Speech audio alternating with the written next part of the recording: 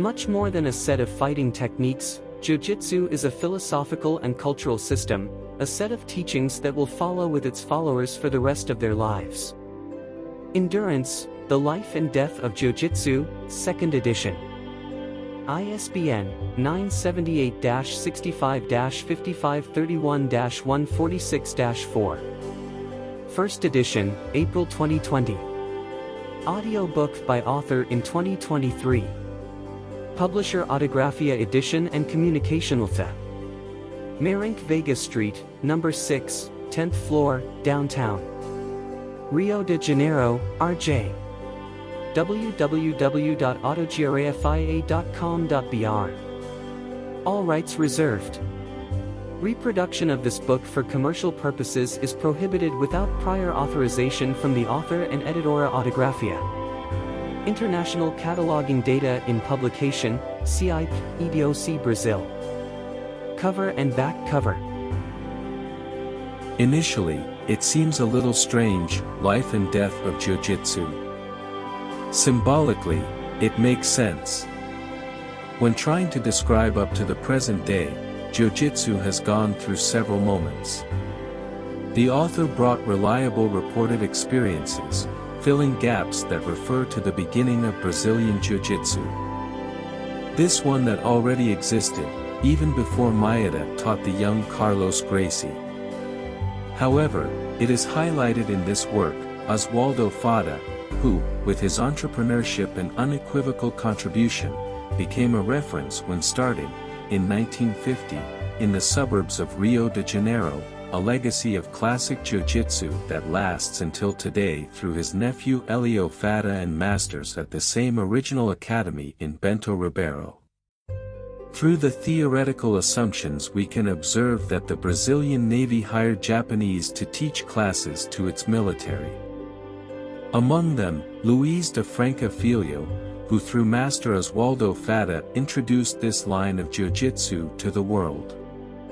My friend Alexander Paiva is studious and dedicated to the causes of jiu-jitsu, and propagates an important part of our history to Brazil and the world, complementing some missing gaps. This work can give subsidies to all readers the practice of jiu-jitsu studies and research, congratulating the author for his commendable initiative and example of dedication to those of the Academy Fadda de Bento Ribeiro. Grand Master Alvaro Barreto, 9th degree red belt. Note: the Grandmaster Alvaro Barreto is one of the most prominent and recognized members of the Gracie lineage. Like the Master Silvio Bering, there are renowned Gracies who composed the covers and back covers of our works. Summary. For acknowledgements and memorial, introduction, applied study comparing the decades and phases of Jiu-Jitsu, the academies and followers of the Fadda Master, applied development of classic Jiu-Jitsu, legality and legitimacy of Jiu-Jitsu professionals, grading system and systems of promotion, prefixation and statistics of future masters and great masters, emergence and problematic of regulatory entities of the sport, and finally, final considerations.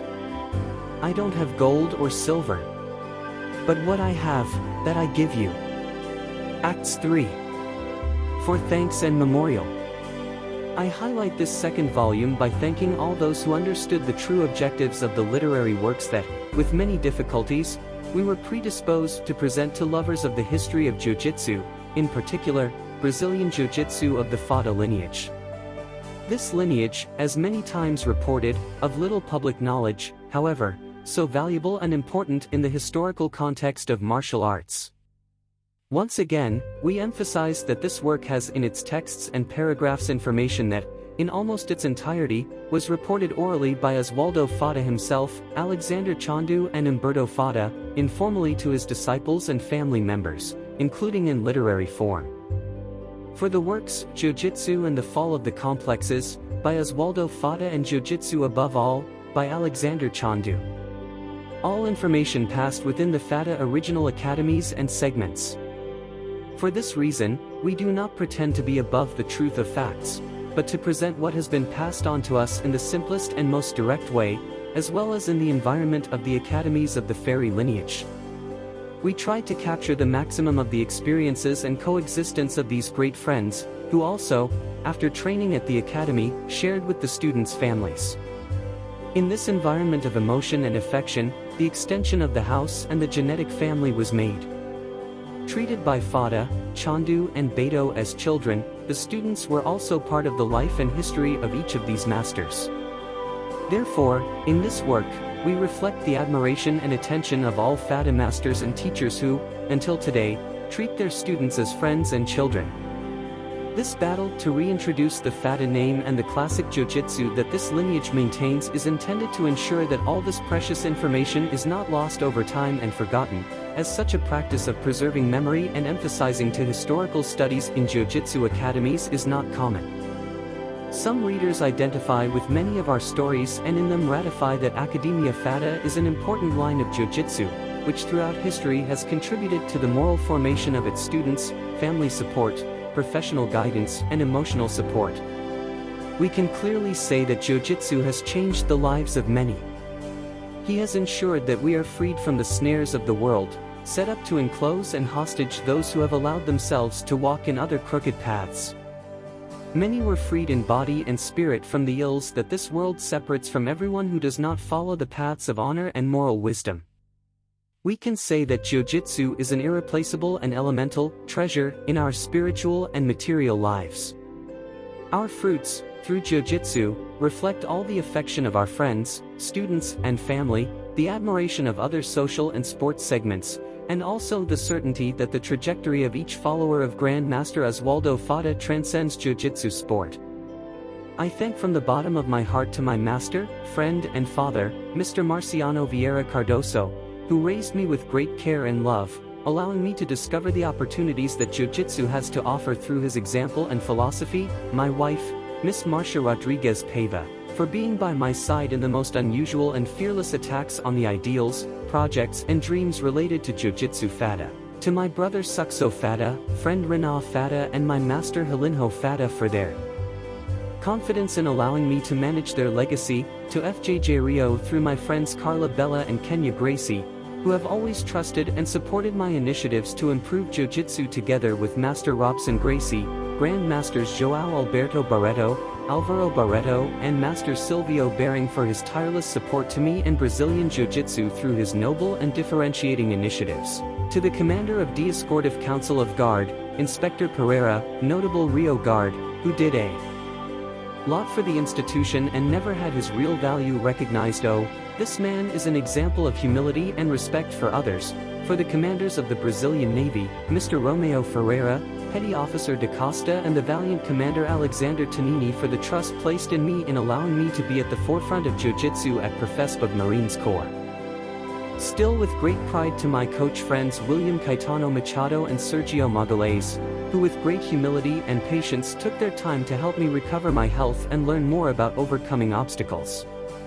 Thanks to God, and to these great friends, I was able to put aside the countless plates, prostheses, screws, and go back to practicing some loose rolls.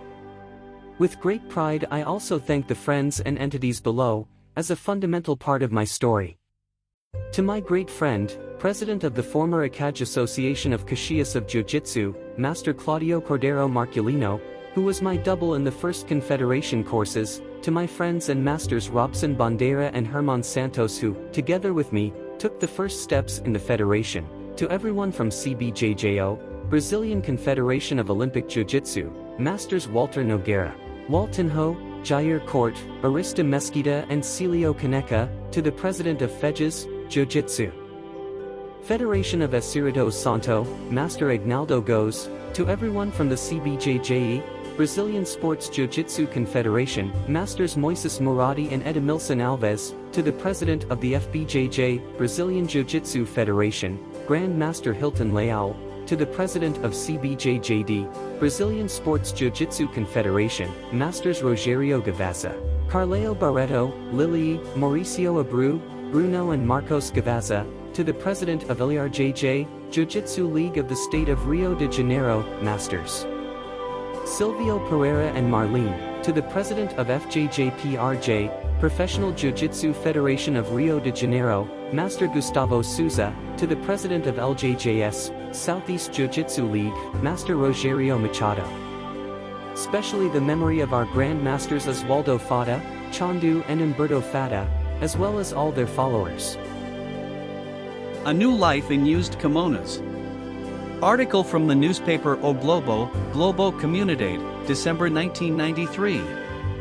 Cidade de Deus, Rio de Janeiro, Brazil. Local dealers, passing through the iron gate of Coroado Samba School, surrounded by dozens of others who, like him, carried a rifle among other weapons, entered everyone who followed him. Standing out from the others, the leader of the local traffic approached. With one hand he directed his rifle to his back, through a movement of the bandolier, with the other hand he waved to the teacher and dispensed a wide smile on his face. When seeing the crowd of kids playing, he gestured for a few seconds of attention. Without showing any surprise, the kids kept running, jumping and doing their rolling jumps as if nothing could take their eyes off the activities determined by the teacher. While, under the admiring eyes of the shirtless, down-to-earth army, which appreciated and applauded the circus miracles the kids performed, many of them their relatives. Beside me, clinging to my arm, my friend and teacher Ponchi, who visited the academy, trembling, whispered, "Peva, my friend, are we going to die?" The head of the band, directing me with a nod and his free hand extended to greet me, said, "Good night, Professor, sorry to bother you, but that was the only moment I had to talk to you. My daughter, the one sitting there playing, is not doing well at school and I guided her to improve, otherwise I would take her out of jiu-jitsu. I don't want to take it off, but that was the only way to get her attention. Please, Mr. Peva, will you help me with this? Because I don't want her the same fate that many of us have had. I want for her what I didn't have the opportunity to know." Introduction. The Chronicle Endurance, The Life and Death of Jiu-Jitsu Volume 2 is the respective continuation of the work with the same name, from Volume 1. It aims to continue the historical phases Fadda Academy, which cover the Jiu-Jitsu in its various aspects, in particular, valuing and highlighting the point of view of its followers, which, for the most part, orally, had been reported by former teachers and masters. Observing the points of view and reports of figures of paramount importance in the context of the history of world jiu-jitsu, we will be able to observe new visions of this jiu-jitsu.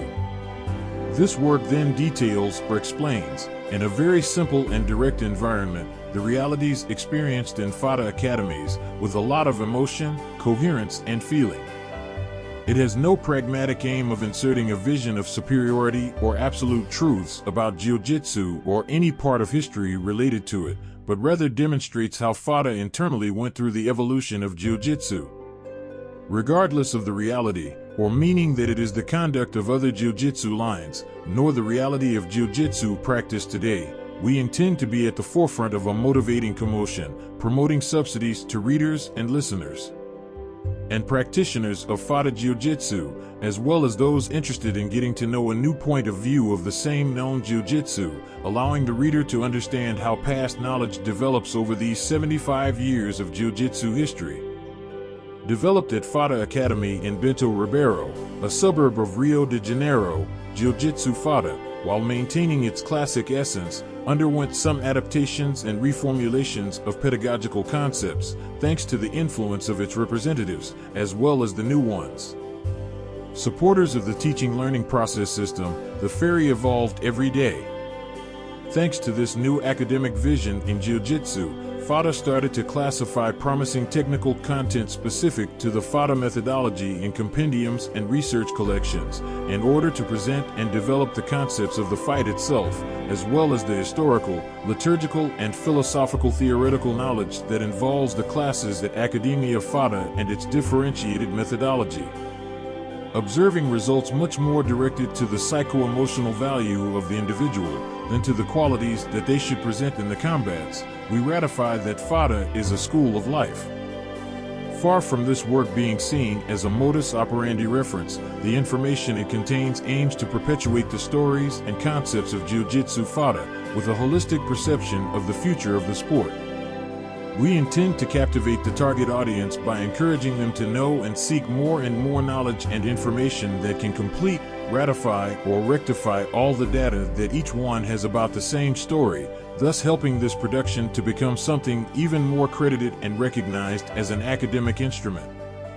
In the future, in the revisions and corrections that are a natural part of building knowledge, we will have the opportunity to better clarify matters that escape the author's attention, as well as offer better results to the Jiu-Jitsu of the future. Applied study of comparison of Jiu-Jitsu decades and phases. Observing the natural evolution of the entire process of social structuring and having as a basis that the martial art Jiu-Jitsu took its basic format recognized in Japan many centuries ago, we can say that the phases that precede this original Jiu-Jitsu Japanese are linked to the history of their people and the social system that encompassed primitive war engagements at the dawn of civilization. Historical records reveal that in some countries in Africa and Asia there were fight systems very similar to Jiu-Jitsu. In Europe, Greco-Roman fights also resembled this type of practice, as well as in South America, from which we highlight some Brazilian indigenous tribes that practice a similar fight called Uca. Recalling the primitive origins of Japanese Jiu-Jitsu, these stood out through the migratory influence of some regions from India to China and from China to the Japanese archipelago where it effectively took its basic initial format. The system of struggle and self-defense was already widely recognized by the Indian and Asian people, especially a small and select group of Buddhist monks and even a large group of peasants. These, to defend themselves, practiced some techniques that transcended the mere instinct of survival, and still valued their work instruments with operational bivalence for subsistence and self-defense. In the constant eastern migration cycles of visits to the archipelago that would later be the Japanese and the consolidation of this people as recognized territorial domains, the social clans distinguished a group of military and territorial security as guardian soldiers ready for combat. This select group held the power of knowledge of the arts of fighting and war combat. These would be selecting and developing a more efficient and effective system of combat using the martial art, from all the experience brought from the ancestors of the region of India and China as a military tool. The great difference found among the other combat armies was the appreciation and dissemination of philosophical, ethical, moral, cultural, classic and peculiar concepts to those of Buddhist monks. With this totally distinctive and unique performance, the famous samurai warriors were born. Noble, brave and faithful warriors were destined to guard and defend all social classes, especially the imperial class and the social domain class. Samurais were recognized as noble defenders of justice, moral principles, social rights and Japanese Oriental culture. Faithfully serving the emperor, who was related to divine power, and also the shoguns, who held operational power, the samurai were illustrious figures in society. Many were the attempts to invade the Japanese archipelago, in particular, by the Mongol armies. In attempts to land, twice they were shot down by forces of nature, and believed that the Japanese had divine protection. In the countless changes of government and power that involved the formatting of the Japanese social system, the empire was always present, sometimes as a manager, sometimes as a supporting actor. In a certain period of Japan's history, by order of the emperor, the ports were closed and all communication with other countries, in particular, Western countries, was interrupted. In this way they remained isolated from the rest of the world for 200 years. In the middle of the 19th century, already in the Meiji era, the emperor decided to reopen Japanese ports, allowing the reactivation of relations with the West. However, he found that these 200 years of isolation from the known world had been negatively exploited. It had been verified that Japan was very technologically backward compared to other countries, mainly with regard to military power, since everyone in the West already made use of firearms. As Japan had the samurais without firearms as a military combat reference, and even with all the knowledge of hand-to-hand combat and performance, the samurais had no capacity in power against Western armed armies. With the opening of Japanese ports and with this new vision about the warlike aspects of his armies, the emperor then decided to reformulate his armies and strip the samurais of their powers and functions, making them common social members of society. The knowledge that was once passed between generations of the samurai clan no longer made sense, in which the once valiant samurais found themselves without a function. Note: in order to facilitate reading, understand Jiu-Jitsu, Jiu-Jitsu, Jujutsu as being the same thing. It is just the way it is referred to and written or pronounced. In Japan Ju, Ju, in Brazil Gi, Gi. Based on the fact that the origin of primitive Jiu-Jitsu comes from Biujitsu, art in war, and Byudo, way in war, warlike technical knowledge associated with ethical and philosophical concepts, the Jujutsu nomenclature gave a single meaning to the respective set of cultures that fight the samurai and to some Buddhist and Shintoist monasteries. The Japanese term was then born for this technical and philosophical set, the Jujutsu, soft art.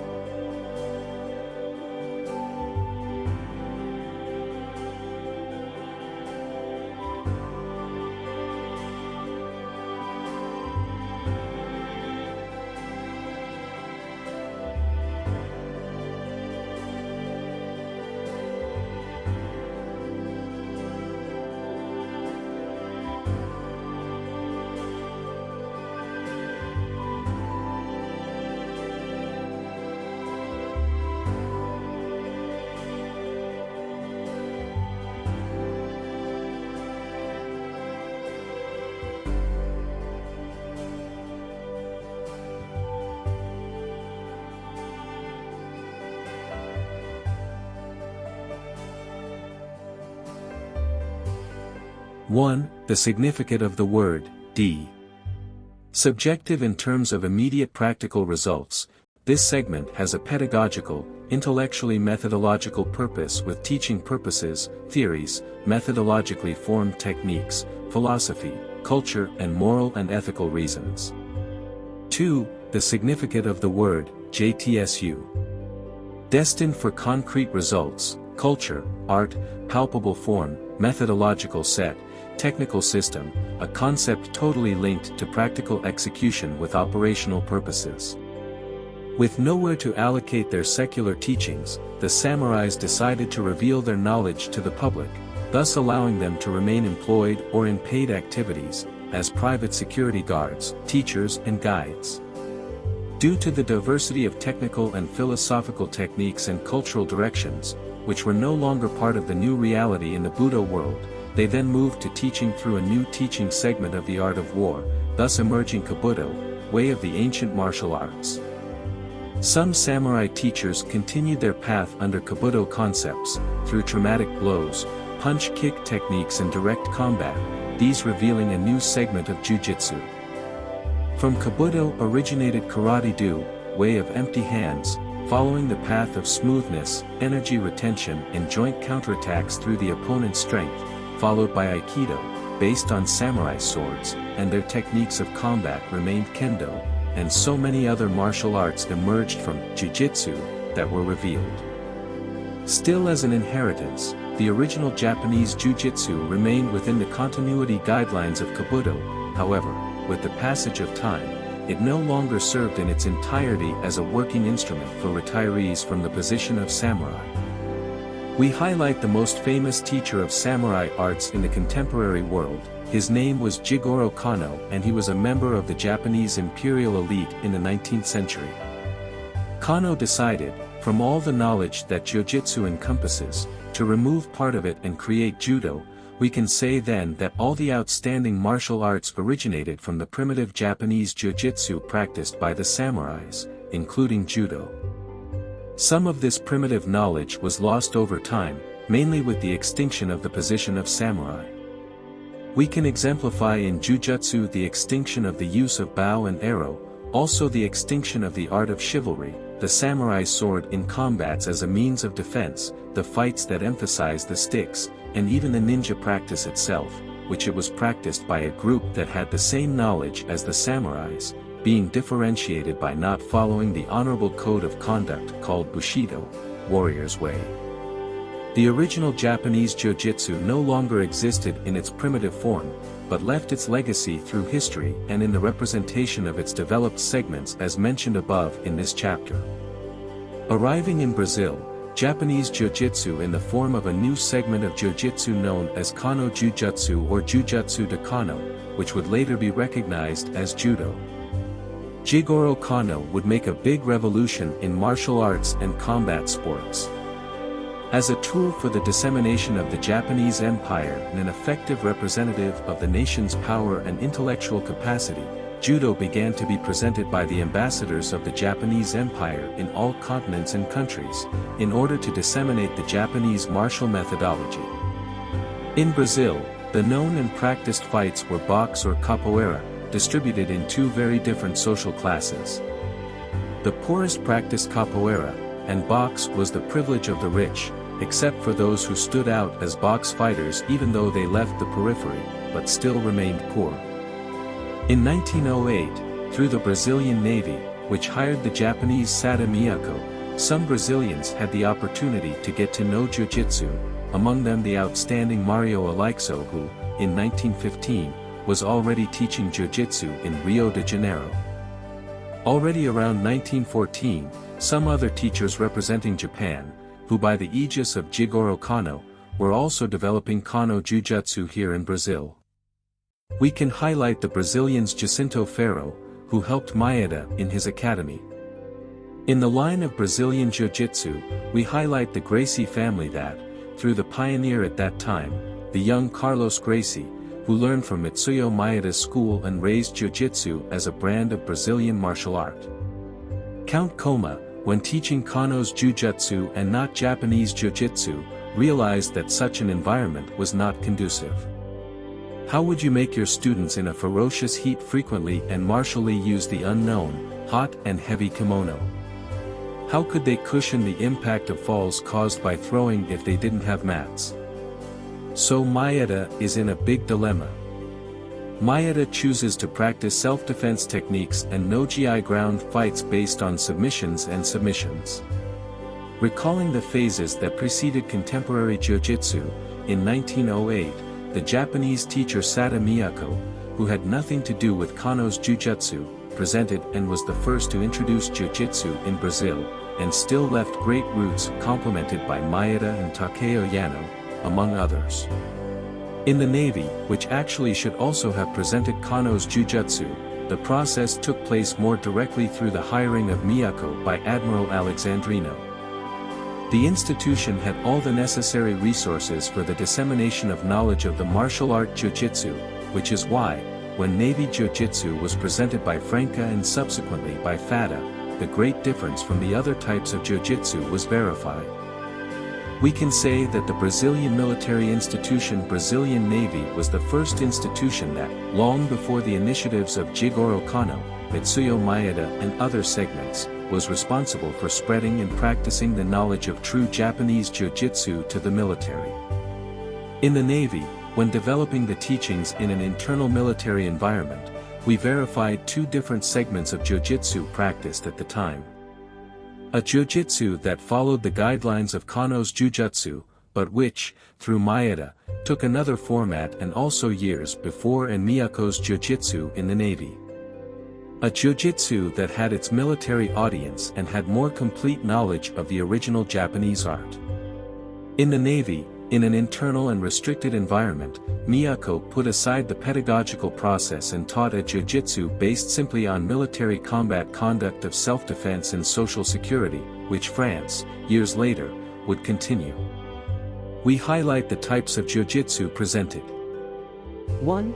Japanese Jiu-Jitsu, based on the heritage of original primitive Jiu-Jitsu and the foundations of Kabuto taught by ancient warriors, they advocate a moment of transition from the military system and completion of the samurai's service work, a Jiu-Jitsu that could be practiced and taught, however, without the strength, technical volume and objectives of ancient Jiu-Jitsu. It was taught through the Japanese language and had a wide variety of information inherent to samurai customs. 2. Traditional Jiu-Jitsu, within the traditions and molds of the original.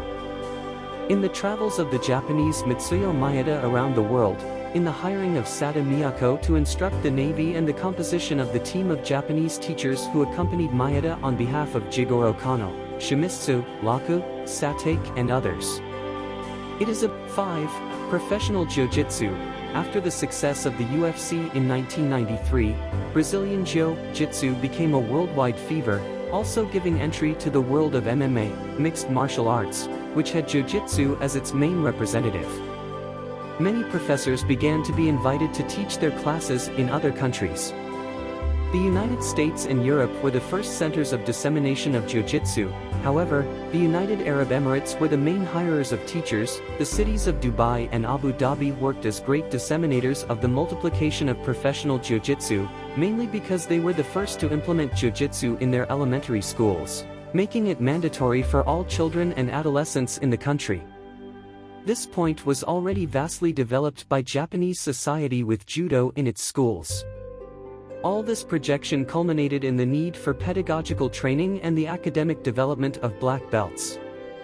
In professionalization, it became essential to expand the process of training jiu-jitsu professionals. However, in sport, the growth of competitions and diffusion in other countries also meant that jiu-jitsu also received a large public of black belts acting professionally as competitors, since many of the competitions generously remunerate the champions with prizes of remarkable value and also large sums of money. Jiu-jitsu was becoming a way of life and survival for many who once practiced jiu-jitsu simply for sport and as a hobby. Currently, the faces of jiu-jitsu professionalism have turned to hundreds of possibilities across countless fields, be it sports jiu-jitsu, educational jiu-jitsu, Paralympic jiu-jitsu, military jiu-jitsu, therapeutic jiu-jitsu, jiu-jitsu as self-defense, among other evolutions and rebirths, are all vehicles for the development of this new vision of the same jiu-jitsu that is modernizing itself, becoming a working tool for many who invest in it. Practitioners are encouraged to prepare for the possibility of professionalization in all belts. In particular, from the purple belt, who prepares for teaching as a teaching assistant and/or monitor, in the brown belt in the same way, aiming to highlight the value that this martial art has offered such opportunities to all practitioners. If each practitioner seeks to understand that jiu-jitsu today has a lot to offer, he will be able to invest his time and effort in order to guarantee a means of survival that is useful to the pleasant and highly profitable. Professional jiu-jitsu, the public demands not only a technical development of fight combat, but also a high academic performance, intellectuality and interpersonal relationship, making jiu-jitsu fulfill its most requested stage, the pleasure practitioners to participate in a complete martial art with true and prepared jiu-jitsu professionals. Note: currently, jiu-jitsu does not aim at achieving a belt or graduation in this type of professional jiu-jitsu, like MMA, which makes knowledge of jiu-jitsu mandatory. Professionalism is so great that the black belt is not so important. The goal is victory. You don't necessarily need to be a graduate to win through jiu-jitsu. Therefore, dear reader or practicing listener, be inspired by your idols and try to be prepared to serve all segments of society and fields that jiu-jitsu covers. Invest in yourself, in the practice of other languages, in other cultures, in audiences that jiu-jitsu normally doesn't reach. I mean, people without regular training hours, people who aren't in good physical condition, elderly people, disabled people, among others who also need to practice, but can't find professionals in a suitable place. Make sure that your jiu-jitsu classes capture this audience and that they serve in the most diverse ways, be it occupational therapy, motor and cognitive development, educational process, concept of social inclusion, support for emotional and psychological treatments, and also, make jiu-jitsu a healthy and aggregating element. It is up to the professionals of this new stage of modern jiu-jitsu to offer the public a jiu-jitsu that goes beyond the limits of fighting, combat, medals, rollers. Insert in this scope the great pleasure of self-confidence and personal satisfaction as a human being. Within this vision, the governing bodies of the sport, federations, confederations and associations, are responsible for standardizing and achieving the aforementioned objectives, guaranteeing the constant success of the sport, in particular, valuing the members to participate as builders of this new jiu-jitsu transformer. In this way, we will have black belts, professors and future masters of the art previously prepared and with a high degree of qualification for the development of the sport, demonstrating in full the technical and pedagogical quality of such a noble martial art. We point out that, with regard to professional competitive jiu-jitsu, the regulatory entities in the development of their competitions must facilitate the credibility of the sport through rules that can be unified in the competitions, and that the titles won in the most varied spheres have ample recognition of sports regulatory bodies, in particular, the visibility of the IOC, International Olympic Committee, and the COB, Brazilian Olympic Committee, raising the morale and credibility of the sport to much larger spheres, Olympic Jiu-Jitsu. Note, we noticed a certain discomfort and lack of interest in the relationship with the Olympic entities. This fact is clearly perceived with the absolute control of some entities in graduation competitions and promotions, guaranteeing them exclusivity in the management of athletes and concomitantly the concentration of financial resources gathered through the bureaucracy inherent in the administration of entities that theoretically regulate sports for commercial purposes. The Fadda Masters Academies and Followers. In 1942, at the end of his career as an active Marine, he was promoted to a black belt in Jiu-Jitsu by his teacher Luis de Franca Filho, disciple of the Marine Corps soldier of the supplementary squad Oswaldo Baptista Fadda. During the previous years, Fadda was trained by Franca to help him in classes, during which he qualified as a self-defense instructor through Jiu-Jitsu taught by Franca in the Brazilian Navy. Cabo Franca will inherit directly in the military environment the knowledge of Jiu-Jitsu left by the Japanese Takeo Yano, Sada Miyako and Mitsuyo Maeda, among others. The latter, directly connected to Cape France, informally through the visits and classes he attended with other soldiers in the Brazilian Navy. Even without an employment relationship or any form of contract, the Navy sometimes allowed Maeda to teach Marine Corps instructors. Even outside the Navy, Fadda kept in touch with his teacher Cabo Franca, and he received a lot of encouragement from him. Years after his promotion to black belt, he made many attempts to allocate an academy to spread the teachings of France.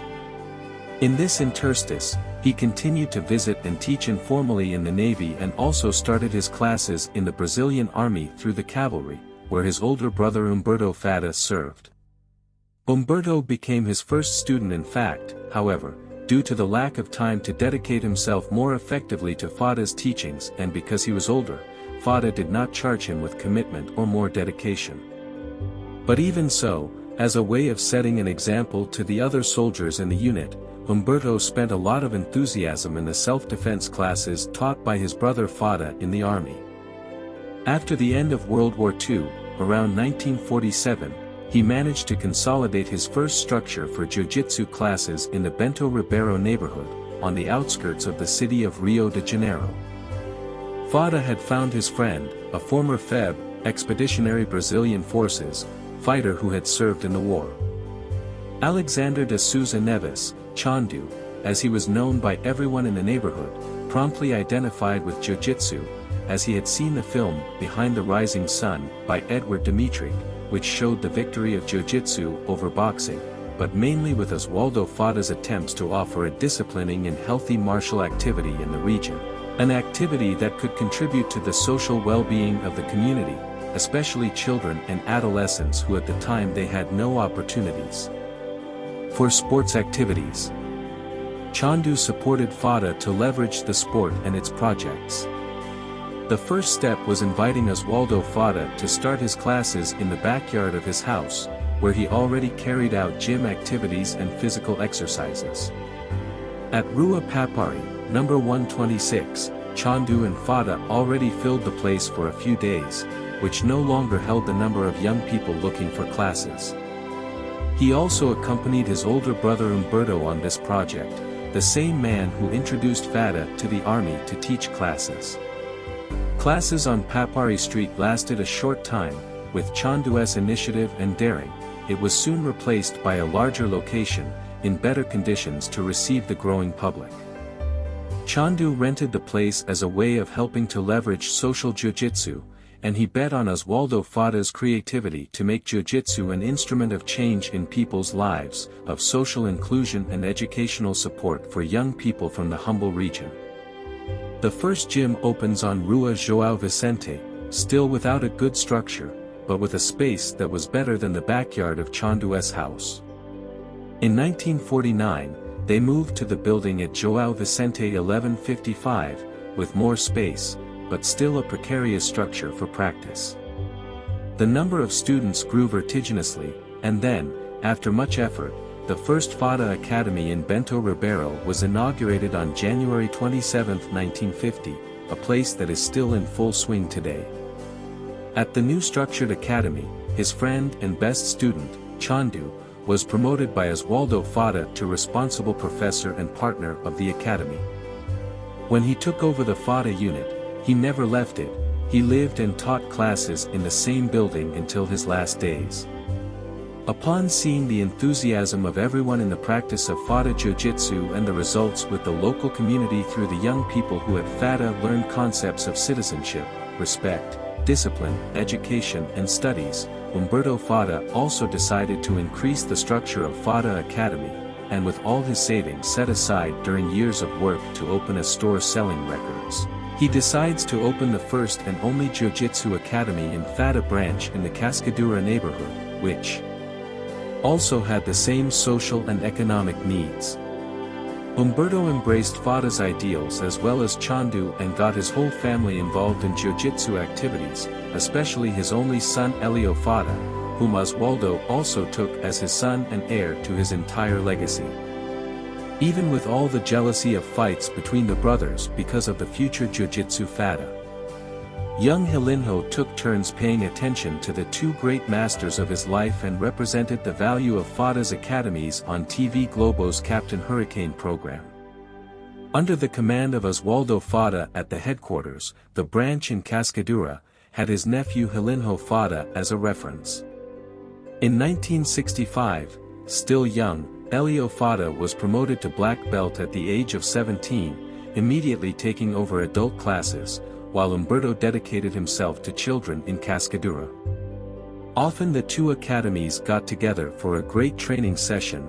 These days the competitive system prevailed and the fights of fight light or free hand were the most evident activities. New teachers were also formed and, with the growth of academies, we highlight Master Ivan Batista, who also opened an academy in 1972 in the Turiaca neighborhood, close to Madureira. Ivan Batista soon passed away without being able to see the success that awaited him. We also highlight Professor João Cavalcanti, who also opened his academy in the west zone of Rio, together with Professor Demetrio Garcia, who was a student of Umberto in Cascadura, but, with great appreciation to Fadda, and also the Coca-Cola professors and Ovidio Diaz among others that we will highlight in this chapter. The academies grew and Fadda was no longer fixed and permanent in any of them. He frequently visited all of them, taught classes and courses, but, in a sporadic and complementary way, on specific days, he prepared his faculty and specialized those in first aid, teaching methodology, self-defense, psychology applied to jiu-jitsu and insertion of disabled people in jiu-jitsu.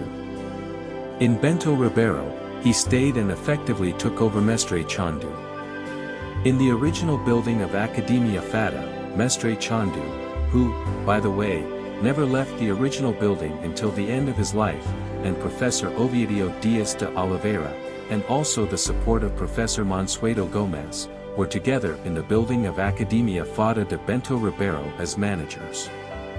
This also happened after some disagreements between Fadda and Chandu. After Chandu's death, Chandu's teacher and student, Jorge Luis Morais, tried to maintain activities in the building, but soon gave way to the return of the original Fadda Academy. On Cito Freitas Street, Fadda, with the support of Demetrio Garcia, also opened a gym that did not remain for long, and also opened another one in Vila Valquire shortly afterwards. This receives the direct support of Master Marcos dos Santos Costa and Master José Nuri Gomez, currently renowned masters. There are several followers of Master Fadda who stood out in the proliferation of knowledge of suburban jiu-jitsu of the Fadda lineage. Among them we also highlight Fadda's friend, Master Dioclesio Paulo, an army soldier who took the name Fadda to the region center of Brazil. As for abroad, we highlight the masters Edmilson Alves, Edison, Eduardo, Celestiano and Wilson who took the ferries to the knowledge of the world, visiting and setting up academies in other countries. As jiu-jitsu grew through its new followers, time also passed. Fadda, already at an advanced age, still attracted more and more fans, and, through his followers, he was known for a classic jiu-jitsu style and with an outstanding performance in stand-up combat techniques, as well as finishing maneuvers that surprised the opponents by the minimal use of force and great strategic dexterity. But Fadda's biggest highlight was simplicity, discipline and politeness when treating his peers and training colleagues. At the end of her life, we highlight the young Wilson Pereira Matos, who accompanied and led Fadda to visits to gyms, courses and presentations. Fadda passed away in 2005. Many of his former students and teachers had already been away from jiu-jitsu for a long time and, after the death of the Grand Master, a few that still remained were discouraged from continuing the practice. Realizing that the path was walking far from Fadda's dreams and paradoxically to the latest events, many followers were motivated to continue to elevate Fadda's legacy and shape the feeling of gratitude for Fadda's deeds still in life, which was visible through the life success of each of his followers. Since 2005 and throughout the years until 2020, frequent meetings of Mestre Fadda's followers, friends and disciples have been held. The first of them, at the end of 2005, was at the Rio de Janeiro Municipal Guard and had more than 300 followers and guests from other lines and martial arts, who revered Fadda's feats in the history of jiu-jitsu. In 2019, one of the noblest recognition events took place at the Centro de Instrução Almirante Milciades Portela Alves, Champa in the Brazilian Navy, in which the ferry soldier, represented by the Grand Master Elio Fadda, received the Champa medal by the hands of the captain of Mar e Guerra Alexander Tonini, as a way of honoring such a noble marine. The same tributes take place in the jiu-jitsu meetings frequently held in the public security forces and armed forces, among other civil entities that knew Mestre Fadda's work. We emphasize that, after the numerous meetings of the Faddas and the revitalization and motivation of former members who were disciples of Mestre Fadda, the Associação Brasileira dos Mestres de Jiu-Jitsu, ABMJJ, was created, which was later identified as Associação Brasileira dos Mestres de Jiu-Jitsu, ABMJJ. And Internacional dos Mestres de Jiu-Jitsu, ABINJ, composed in its board entirely of graduated members of the Fadda de Jiu-Jitsu lineage, among them the Grand Masters Wilson and Gages. It should be noted that, in the 1990s, a similar entity was also created, but with a focus on jiu-jitsu studies and academics. We emphasize the value of the initiative and collaboration of the União dos Mestres, Center for Advanced Studies in Martial Arts, commanded by Masters Sergio Ferreira Bastos, Marcos Costa and Celio in the Club of Petty Officers and Air Force Sergeants in Cascadura. The União dos Mestres no longer has the activities developed in full, but it was the motivation for the studies and development of the current projects of Fadda Academy of Bento Ribeiro, led by this author together with the Grand Master Elio Fadda. Still highlighting Master Fadda's followers, we observe negatively some characters, who even claiming to be followers, do not allow displeasure in commenting on their deeds and names. Ivan Baptista, one of the most promising fighters in Fadda, an excellent fighter, he was complete in all aspects. He was an excellent teacher and captivated students with the simplicity with which he developed the amazing jiu-jitsu Fadda techniques. Ivan opened his academy in Turiacu with the direct support of Fadda, but his professional career did not last long either, as Ivan Baptista died of a sudden illness at the academy, which ended his life at a young age. He left no substitute on file due to his sudden death. Ovidio Dias de Oliveira, famous teacher formed by Fadda in Bento Ribeiro, known for liking striking as the flagship of his fighting style, he was unbeatable in ground continuity. Ovidio was Osorio's older brother and taught jiu-jitsu alongside Chandu at Bento Ribeiro's academy. He served as a soldier in the Rio de Janeiro police and was a teacher of many current jiu-jitsu Fadda masters. His story was short-lived, as he died at the height of his activities as a professional. One of Ovidio's most renowned descendants is his brother Osorio Dias, currently Grand Master and respected Fadda teacher. Munir Salameo David, outstanding character in Brazilian Jiu-Jitsu, he performed in the most famous events of the 60s, 70s and 80s. Jitsu in training, thanks to his public participation in refereeing major events and conducting hundreds of athletes in the children's class, winning numerous times in these categories. Munir Salameo's dynamism and his ability to manage large teams, not only in terms of the technical concept, but also in terms of the volume of athletes, meant that his athletes also reflected this bold initiative and administrative quality. One of the greatest results can be seen through the GF team, grappling fight team, formerly Gama Filho, commanded by one of the descendants of Muniz Salameo, Master Julio Cesar Pereira. Still following the line of Melo Tennis Club de Munir Salomão, we also highlight another student from that time who passed through the hands of teachers at Fadda. We are referring to one of the valiant founders of the Novi Unio team.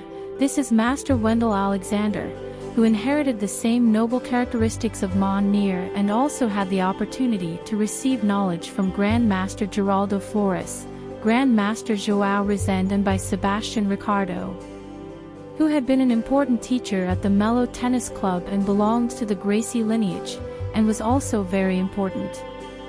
Raul Arno Spengler, Marine who practiced military jiu-jitsu with Oswaldo Fadda, with guidance from recognized masters of the Navy, among them Ushimasa Nagashima, Vieira and Oswaldo Fadda himself in his visits and reunions in the Marine Corps. An outstanding student of Total Jiu-Jitsu, a Jiu-Jitsu black belt graduate in the 1960s, he contributed to the continuity of this sport under the eyes of military personal defense and Navy military Jiu-Jitsu left by the Japanese nobles who acted as precursors. These introduced Jiu-Jitsu into the Brazilian Navy.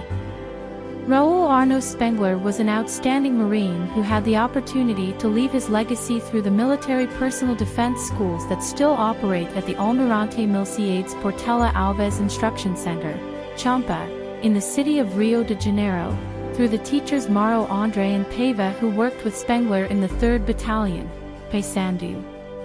Juventino de Paula, Spider, fantastic and phenomenal student of Master Fadda, he was discredited by everyone. He had a serious physical disability, whose nickname referred to his long limbs atrophied by polio. At the beginning of his career, this valuable teacher arrived at the academy unmotivated and emotionally incapable. Fate showed him that his handicap would be turned to his advantage. Spider believed in Master and, even subjugated by society, and, mainly, by many opponents in jiu-jitsu, he proved to be an excellent jiu-jitsu fighter, mainly due to his effort and overcoming in the development of techniques in combats and demonstrations public policies on overcoming physical disability. Under the constant views and encouragement of Oswaldo Fadda, Spider became one of the main examples of the Fadda methodology in overcoming the obstacles of physical disability, along with his friend and also Professor Jonas Oliveira at the same academy. Spider leaves his legacy to the famous Mestre Gauges. Blue Rival the Torpedo. This was one of Oswaldo Fadda's biggest hits. Torpedo was a man who did not have both legs complete due to a train accident that caused him to lose one of his legs completely, at hip height, and the other, above the knee. When he was young, Torpedo used to hang himself on trams. Once, one of them, after braking, swerved on a curve, trapped him and the tram connection cut off the young man's legs. Without both legs, it would become known as a torpedo. He adapted to his condition but never saw himself as a helpless person. He sold bent nail puzzles to support himself. Torpedo was, like Aranya, discredited by society and other sports. He moved around using a ball-bearing cart, like a skateboard, and his movements were extremely difficult, as at the time there were no public policies to support the disabled. The streets were mostly cobbled, a type of massive rectangular stone that paved the streets, and made access very difficult. Not to mention the stairs and means of public transport, which were also not suitable for the disabled at the time. Fadda invited Lourival to visit the academy in Bento Ribeiro. Torpedo, on his first visit, as he climbed the long stairs of the academy, with his cart in one hand and the other supporting his body on the steps, decided that he would never again be seen as incapable. Through the jiu-jitsu taught and adapted by Fadda for torpedo combats, the techniques referred to the entire process of natural survival that involved the life of the disabled person. For displacement, he used the strength of his arms, therefore, he turned strangulation into his preferred technique, which, with support from the stump of his leg, managed to insert great pressure on the opponent's neck. Very subtly and without demonstrating the use of force, Torpedo erased opponents without them noticing. When they woke up, they saw that they were neutralized for a few minutes. Introducing jiu-jitsu adapted to the world, Torpedo traveled through various states of Brazil and countries along with Fadda, doing fight demonstrations and combat challenges. Lourival Torpedo climbed the stairs of Bento Ribeiro's gym every day at a Usain Bolt speed. And when leaving their ball-bearing cart parked so that they could do the training, the children, who left the previous training session, giving way to the adults, stole the Torpedo cart to play, pushing each other to the side of the gym. Something that amused Torpedo a lot was seeing the children playing with each other, and making fun of him for having conquered his greatest asset, his cart. The Grand Master Elio Fadda, who at the time was only 7 years old, was the main agent of the mischief, as he was a small fairy who commanded the collective adventures. Torpedo had great affection for Helinho, and they were always side by side playing fights and having fun. This proximity and reciprocal affection is visible through the wistful way that Helinho Fadda refers to Torpedo and the good times they lived together. Lourival Torpedo also leaves no known heirs in the fighting world. Jace Paulino de Albuquerque. An outstanding mestre formed by Mestre Oswaldo Fadda, he worked in the region of Ricardo de Albuquerque, Olinda, and surroundings, teaching classes for needy children and young people. Jace was a true father, friend, and teacher to his students. Much loved by children and parents alike, Jace transformed the life of the local community. Many young people from that region received from Mestre Jace all the necessary support so that they could form good citizens, and represent well as good practitioners of the gentle art. With his variante, car of the time, full of children, he traveled all over Rio de Janeiro to take his athletes to competitions and, as always, he returned victorious in all aspects, because just the fact of giving those children the opportunity was cause for celebration. Just like the games that Helinho played with Torpedo, Master Jace also went through the children's wonders. Jace wore a linen garment, and when putting on her kimono, she left it hanging on the hanger. As the children's classes preceded those of the adults, Helinho Fadda, among others, before leaving, would take Jace's pants, shirt and socks and tie hundreds of knots. At the end of the training, Mestre Jace already knew who had carried out such an adventure. Helinho spent days running away from Jace.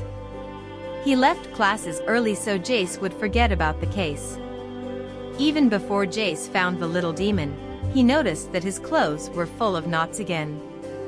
This record was made by the author, in the presence of both Jace and Helio, already at an advanced age. In a nostalgic informal conversation, filled with endless laughs from everyone, but mainly from both, as Jace pointed out that he spent hours untying the knots on his clothes, that sometimes he missed driving, having to walk home, but mainly for walking in the streets all crumpled under people's confused and smiling gazes. Jace said that the one who fought the most was his wife, who had to fix the wrinkles again. But with all the affection and good memories, he spoke of missing that time. We registered in the same region one of his students, Romeo Valente, who currently continues Jace's legacy. Hildebrando Goncalves. Known as Mestre Coca-Cola, due to his work at the aforementioned soft drink factory, he also taught jiu-jitsu classes to a very needy and special public in the suburbs and Baixada Fluminense. At his academy, IPA, Asociação Esportiva Parque and Kita, Professor Heidelbrando directly accompanied Fadda in all his jiu-jitsu projects and ratification processes. Heidelbrando was very generous and dedicated to the neediest young people. Just like a fairy, Coca-Cola saw jiu-jitsu as a way to educate young people and teach them the right path. He was strict with matters of education and respect for people. Bad words and obscene gestures were intolerable. Coca-Cola was a regular at all events involving the sport, and stood out among the other professors for his outstanding presence with his army of competitors, and for the way he led his students with outstanding discipline. It reflected a military troop, as Heidelbrando's students were not seen disturbing or being called a negative attention under any circumstances. This was certainly the main brand of Coca-Cola. In his history, he formed hundreds of champions. Among them, we highlight his son, Alexander Goncalves, known as PH, who highlighted the letters P and H in memory of his father Professor Heidelbrando. PH is a great teacher, master and friend. His work reflects exactly the way his father Coca-Cola took care of his students like children. Currently, Alexander PH has active activities all over Rio de Janeiro with several academies and students representing the letters that, PH, refer to the memory of this great Jiu-Jitsu master. Heidelbrando Goncalves, the Coca-Cola master. Many represent the legacy, and Heidelbrando is perhaps the master who left the most heirs who reached the master's degree. We highlight some known to us. Mestre Carlos Alberto Dias, Mestre Aldemir Tavares Rosa, and the brothers, Mestres Fernandez Simplicio and Hermes Sayardo. The latter left us a short time ago, and it was a great loss for us of the ferry. Geraldo Flores raised his black belt through Adherbal Baptista. He was responsible for the outstanding and famous Academia Ninja, also in the suburbs of Rio. The Grandmaster, 9th degree red belt, was Oswaldo Fadda's heir, and was a prominent teacher and master of Fadda. Geraldo Flores, early on, took over the direction of Academia Ninja and built a legacy of athletes and followers of Oswaldo Fadda. He left his legacy to the current masters Sergio Bastos, Jose Nuri Gomez, Carlos Alberto Beto and Professor Ignacio. He was also responsible for contributing to the technical training of the famous master Wendell Alexander, from the renowned Nova Unio team. Through Sergio Bastos, Geraldo is also part of the training of recognized teachers. Marcio Clement from Racecam, Junior Freitas from CSSA, Robson Bandera from GF Tin and the great champion Herman Santos from Botania. Geraldo was an important representative of the ferry in the dissemination of academic jiu-jitsu and sources of studies through the initiative of his most famous disciple, Master Sergio Bastos. This gave rise to the academic stimulus that we maintain until today. His initiative to create the Center for Advanced Studies in Martial Arts, the Union of the Masters, was the starting point for the results that we see today in the actions of the most diverse federative entities. The creation of the course, Técnico Professor by the Jiu-Jitsu Federation of the State of Rio de Janeiro FJJ Rio by Grandmaster Robson Gracie in 1998, Technical Training of Jiu-Jitsu Instructors by the Brazilian Confederation of Sporting Jiu-Jitsu, CBJJD, by the Grandmaster Alvaro Barreto in 2019, and since 2004 at FJJ Rio until the present. The courses in teaching techniques, pedagogical methodological basis, and the first aid course, mandatory for teachers, routinely carried out in various sports regulatory entities, culminated in the necessary recognition to professional qualification. This pedagogical development is an example of the results that the initiative of the Union of Masters already envisioned. The Union of Masters advocated that jiu-jitsu was not just a sport or a set of fighting techniques. Geraldo encouraged his students to develop the jiu-jitsu that we are trying to study today. Amari Guarila, Master of Jiu-Jitsu Fadda, graduated Grandmaster, 9th degree red belt, was a famous professional stuntman for Reed Globo, acted as Didi, Renato Aragão's character in Trapalhões, in the most dangerous and unusual scenes of the program and in the movies. Amory spent almost his entire life at this television station. Fearless and daring, Gorilla used his skills in blows, roles, among others acquired with Fadda during more than 30 years at Globo in his participations. He acted in soap operas, films, and major productions, including playing famous villains. He stood out in his scenes of falls, explosions, rolls, and fights with an admirable reality and plasticity. He was also a military paratrooper who served as an example and motivation for Heleno Fadda to choose an elite troop as Ferry had asked him to do. Such motivation was due to a day of class at the Ferry. The paratrooper stopped in front of the Ferry Academy. Fadda didn't understand anything. That's when the officer went up and recognized Master Fadda, who had participated in his training at the K's Unit, War School in Villa Milita, in the attack and defense instructions. The officer reported that a student there had fallen out with some paratroopers in a certain confusion on the street. Knowing the nature of a ferry, his military background and the adjectives of corporatism that the PKTA have as well as the principles of the Ferry Academy, he soon understood that everything would be resolved in order to become a great union of forces.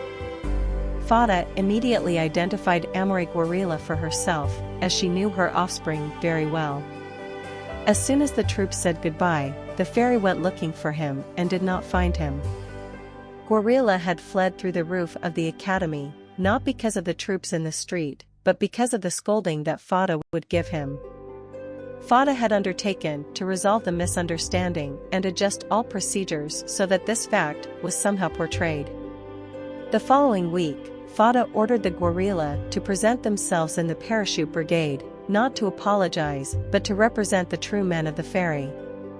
As it was, in fact, the age at which Gorilla should present himself for mandatory military service, Fadda had already directed the unit that upon receiving Gorilla, he should serve there. Just like the Marines, the troop they had served, paratroopers were also the elite of the military. Ferry therefore knew very well what he was doing. Gorilla was selected to become an army recruit. A superb black foot, out of keeping with its prettiness foot, in the family of the infamous and legendary Brown Buttes. The paratroopers. The paratrooper infantry brigade, exactly in the place where Gorilla had caused confusion, did not imagine that there would be such audacity. Even Gorilla didn't know for sure either.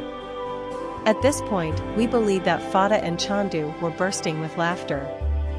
The Blackfoot, filthy vulture, recognized by any number, a Gorilla student, even with his negative history that preceded him, managed to camouflage his black foot among all the natural and homogeneous ugliness that exists in all the bizarre tin heads. The recruit without light became anonymous. In an ingistic way, characteristic of a true Sappho recruit, he went through training in the internship area, becoming a daring person, a real PKTA. Soldier Gorilla was a very popular and intelligent young man among his peers. And then, he was very proud of his maroon beret and his badge on his chest. Faced with the right opportunity, he demonstrated to the peers, who were once in contention, that the previous disagreement did not reflect reality. Gorilla served with honor and stood out as a daring devotee of the Silver Wings. Every morning, the paratroopers did their morning run, and Gorilla asked the commander to pass in front of the Fadda Academy. The troops loved it. They stopped in the street, sang and clapped, echoing military songs. Oswaldo Fadda, a Marine, and Chandu, a veteran of the February 2nd War, cheered and greeted the paratroopers from the academy balcony. Amory Gorilla waved to everyone at the gym windows. Heleno Fadda, among other young people, admired each other and had a dream of one day also being a parachutist. Mainly, when on some of these visits, Gorilla left the graduation, went up the ferry stairs, gave the ferry master and Chandu a big hug, played hit and run after the children and teenagers who were there, and then ran back down to return to graduation, which of course was a long way ahead. The personal reports of Amory and Heleno Fadda in carrying out the research for this work made us highlight Heleno's great affection and admiration for Gorilla, their friendship and their history. both with gestures and demonstrations of mutual pride and emotion when referring to the paratrooper brigade. When the author met Guerrilla, through the group PQD Renegados, who led with engineer James Reese, at the Association of Veterans of the AV-BIP Paratrooper Infantry Brigade, he was able to receive directly from that unequaled character the aforementioned information, as well as a great emotion in hear and see the pride of the old Guerrilla, already weakened by cancer, when he recounted the saga of his life in the smallest details. This great master of our history also left no known heirs to continue his legacy in the world of fights. Adorable Baptista, a Grand Master of the Fadda line of Jiu-Jitsu, formed directly by Oswaldo Fadda himself. Until his last days of life, he held competitive combats in the most renowned entities of the sport. Master Adorable was a well-known Jiu-Jitsu warrior in the West Zone. In 1955 he was one of the main fighters in the Gracie E. Fadda's challenge. His story marked Jiu-Jitsu in the world with the highlight of the word shoemakers, an adjective that referred to the fairy way of fighting. In 1960, in a state competition, he represented the Asociación de Zapateros in Jiu-Jitsu combats, because since he already had the profession of shoemaker, he took advantage of this literal fact to make fun of those who did not know his true trade. This analogy to the nickname of shoemakers, given to Faddas for their skills in foot locks, is mainly referenced in the Gracie and Fairies challenge. Adorable, fearless, audacious and valiant fairy fighter, taught classes with great joy, determination.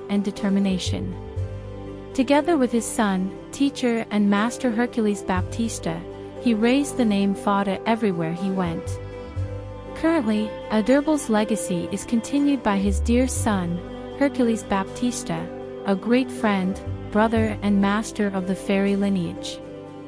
It fully reflects his father's values and passes them on to all who wish to follow up on such a noble lineage the most outstanding values of his father's Jiu-Jitsu.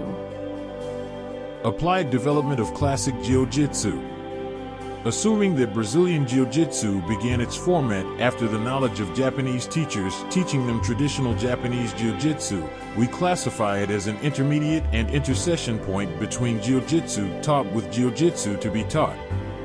This moment of fusion that we will call classic Jiu-Jitsu for now, or initial, as it will be between the point of the first understandings of what was taught by the Japanese with the way that Brazilians understood it. The way it will be transmitted to others is what we can emphasize as the starting point of the foundation of Brazilian Jiu-Jitsu. In the absence of Japanese teachers, how would Brazilian teachers adapt terms and techniques that they had no way of memorizing or learning unequivocally? This beginning of traditional Jiu-Jitsu knowledge applied by the Japanese may not have been fully captured, and some fundamental details for transmission would be forgotten, adapted, reformulated, or even invented. This chapter will highlight a Jiu-Jitsu that is no longer part of the current situation of Brazilian Jiu-Jitsu that we know and practice, making many of the techniques and procedures no longer reflect the current situation, and for some readers, it can also appear as something obsolete or even unknown, but without intending to create something new or talk about something that doesn't exist, we based our description on what concerns the knowledge of traditional Jiu-Jitsu taught so that gave rise to what would become Brazilian Jiu-Jitsu in the future. Based on the idea that Jigoro Kano began his process of disseminating Kano's Judo or Jiu-Jitsu through his teachers, who in the past were also, above all, Jiu-Jitsu connoisseurs. The birth of the future Judo was something that still needed consolidation and permanent format, therefore, being in charge of many of the mentioned professors, their experience and development in a personal and systematic way, but always under the baton of Kano. Some Japanese teachers, when teaching Kano's Jiu-Jitsu or even the Jiu-Jitsu they knew, inserted attributes firmly linked to Japanese culture and philosophy into their context. Within this line of conduct, we highlight the compliance, respect, hierarchy, and discipline systems. These were fundamental points in the practice of martial art, regardless of whether it was Jiu-Jitsu, Judo, or Kano Jiu-Jitsu. Such precepts were valued both by the Japanese teachers who taught the civilian public, as well as by the Japanese teachers who taught the military public in the barracks, like Kodokan and Botokukai. In this case, we can firmly differentiate that the Jiu-Jitsu practices taught in the civilian environment were different from those taught in the military environment. However, the behaviors of respect, hierarchy, and discipline were common to both.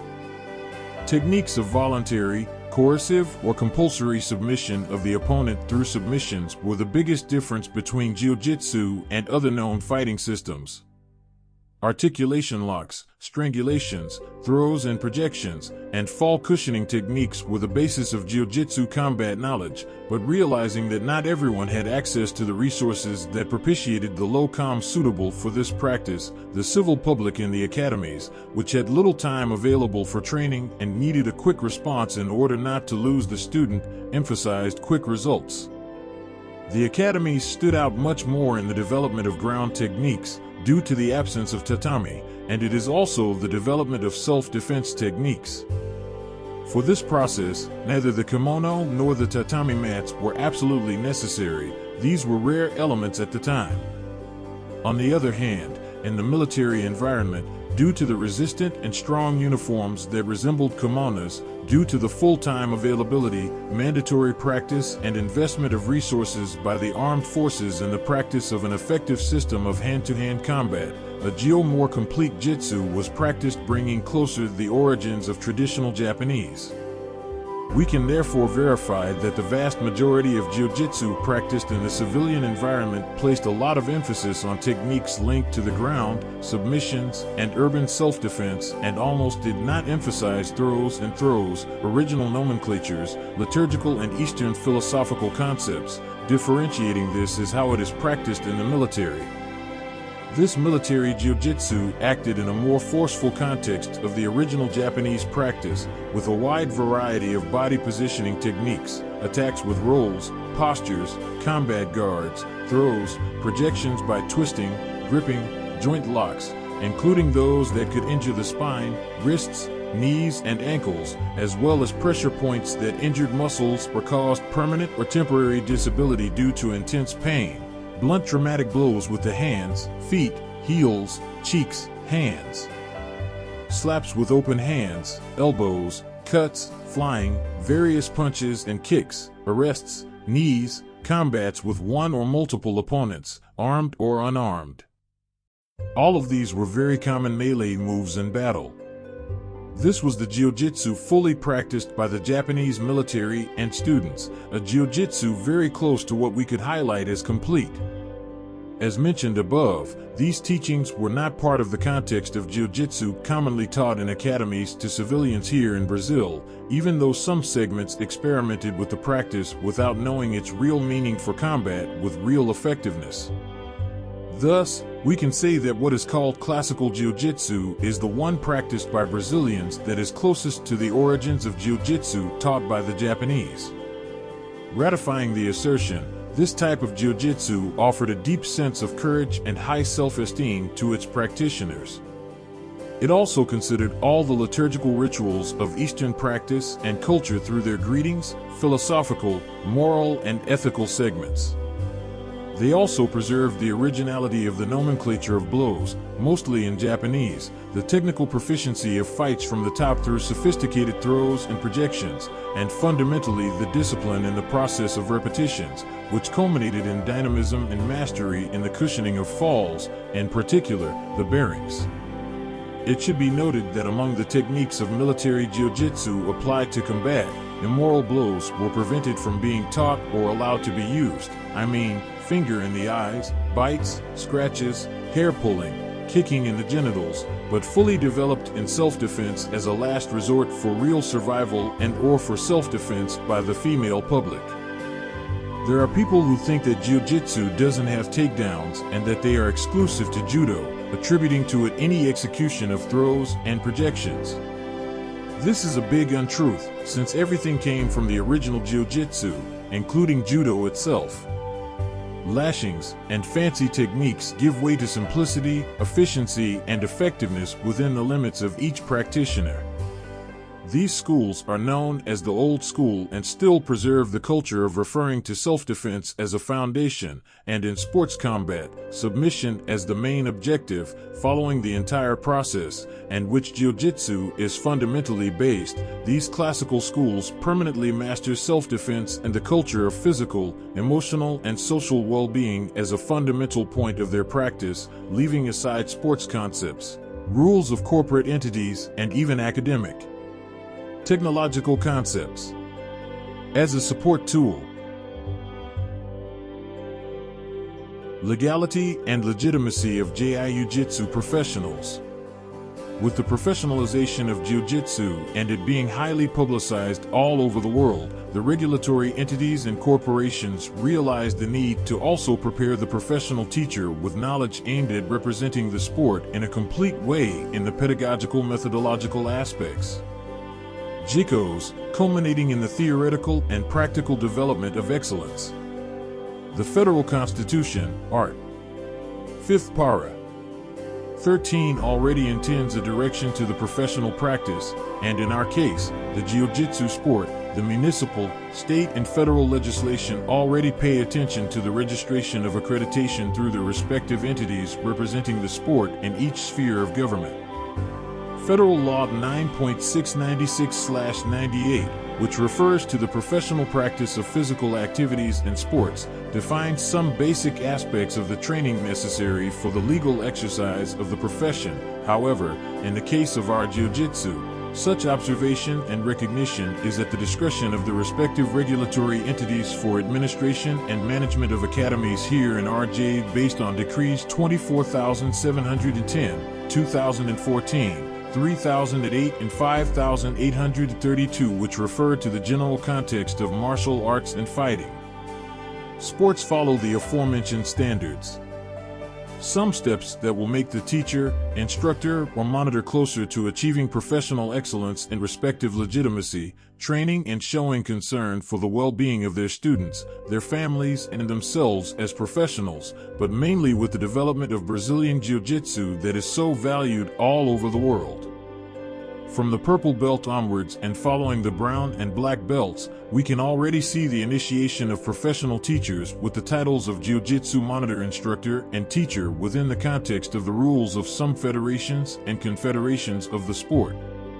This early preparation since the purple belt is intended to achieve better results when the practitioner reaches the graduation that qualifies him as the coach of a team, that is, a black belt in the capacity of a teacher. Therefore, this chapter fits the guidelines that can give greater credibility to those who wish to make their graduation a work tool.